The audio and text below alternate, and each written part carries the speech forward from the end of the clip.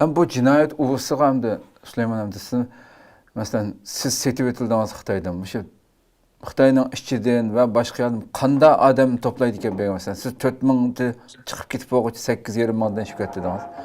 Bu qanda Ora u odamlarni yerga toplaydi bega Xitoy.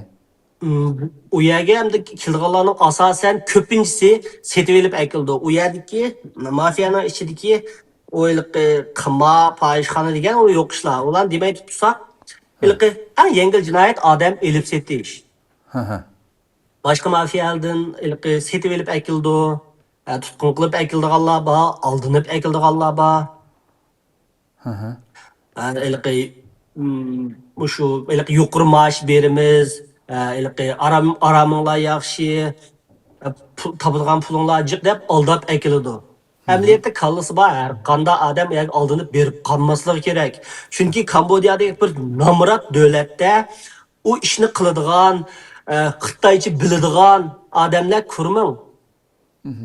O başqa bir yerlardan akilib ishlatishga u bir kallasiga sig'maydigan ish odamning. Hatto oz pulga ishlaydigan bo'lsa, nemish boshqa yerdan jiq pul berib akilib ishlatadi.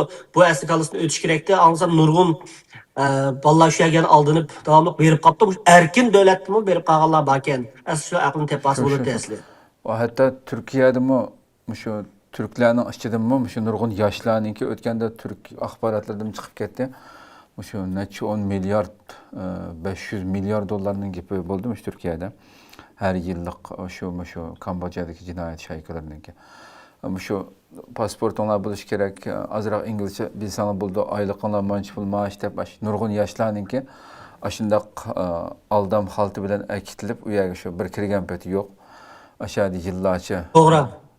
Chunki amaliyotda sizga degan o shartga tushmasimi bo'ladi. U deganni nurg'un oyliqi 5,000 dollar, 10,000 dollar maaş berimiz deb shu aldab, shular endi bir shart qo'yish kerak-da. Bekor ular bermasa, odamlar qalmasini o'tmaydi. To'g'ri. Lekin sizni shu shart siz tushmagan ahvol ostida, masalan, 5 shartni sizga bas siz 3 ga tushsangiz, ikkisini bo'pti, keyin to'liqlab olsangmi bo'la. Deplam qarmoqqa ilib. O'zining talabini tushirdi, to'g'ri. Talabini tushirib, odamni yana opirdi. Bu nurg'un yoshlarımızga bir ogohlantirish bo'lish kerak-ku bu hamda shu. Bo'libmi Turkiyada va O'rta Osiyoda yashayotganlarmi.